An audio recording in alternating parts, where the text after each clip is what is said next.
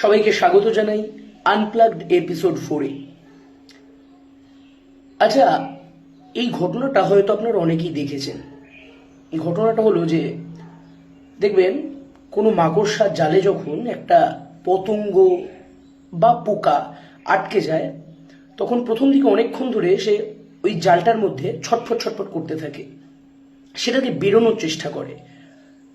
এবার যতই সেটা থেকে বেরোনোর চেষ্টা করে, মুক্তির চেষ্টা করে, সে কিন্তু এই জালটায় জড়িয়ে পড়ে এবং কিছুটা সময়ের পরে আস্তে আস্তে পোকাটা বা পতঙ্গটা নিস্তেজ হয়ে পড়ে এবং মাকড়সা আসে এবং তাকে খেয়ে ফেলে এবং পতঙ্গটা বা পোকাটার ওখানে জীবদ্দশার সমাপ্তি ঘটে।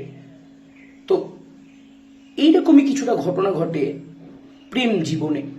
মানে অনেকেই প্রেমের মায়াজালে যারা জড়িয়ে পড়ে, তারা কিন্তু ওই মায়াজাল থেকে একটা সময় যখন বোঝে যে সে প্রতারিত হয়েছে বা তার ভাল লাগছে না বা কোনো কারণে সেখান থেকে বেরোতে চেষ্টা করে, অথবা যদি প্রেমটা একতরফা হয় তাহলে সে তার ওই স্বপ্নের রাজকন্যাকে আরো আঁকড়ে ধরতে চায় এবং ওই মায়াজালটাতে আরো বেশি করে জড়িয়ে পড়ে এবং একটা টাইমে সেও নিস্তেজ হয়ে পড়ে বেশিরভাগ ক্ষেত্রেই, এবং মারা হয়তো যায় না বা কিছু ক্ষেত্রে তার জীবদ্দশাও শেষ হয়ে যায়, কিন্তু জড়িয়ে পড়ে। তো আজকে সেই মানুষদেরকেই যারা মায়াজালে জড়িয়ে পড়েছে প্রেমের, তাদেরকে উদ্দেশ্য করেই আমার লেখা একটা কবিতা। কবিতার নাম মায়াজাল। তাহলে চলুন শুরু করা যাক।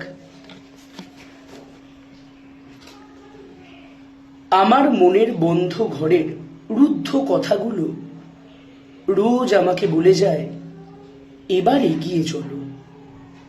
আর কতদিন বাসবে ভালো, করবে অপেক্ষা। সে তোমাকে ভুলেই গেছে, করে উপেক্ষা। সে এখন অন্য কারো, আমি বড্ড একা। বিধাতা চাইলে পরজন্মে আবার হবে দেখা। এই কথা বলে আমি মনকে বুঝিয়ে রাখি, জানি তারাও বোঝে যে আমি তাদেরও দিচ্ছি ফাঁকি। তাই তারা রোজ রাতের বেলা আমার কানে কানে বলে, পালাতে চেয়েও আটকে গেছিস এ কোন মায়া জালে। নমস্কার। যদি ভাল লাগে সাপোর্ট করবেন, আর যদি ভালো না লাগে তাহলে প্রতিবারের মতোই আবার একই কথা, নিজ গুণে আমার দোষ ত্রুটি মাফ করে দেবেন। খুব শীঘ্রই আনপ্লাগড এপিসোড 5 আসবে। ততক্ষণের জন্য ধন্যবাদ।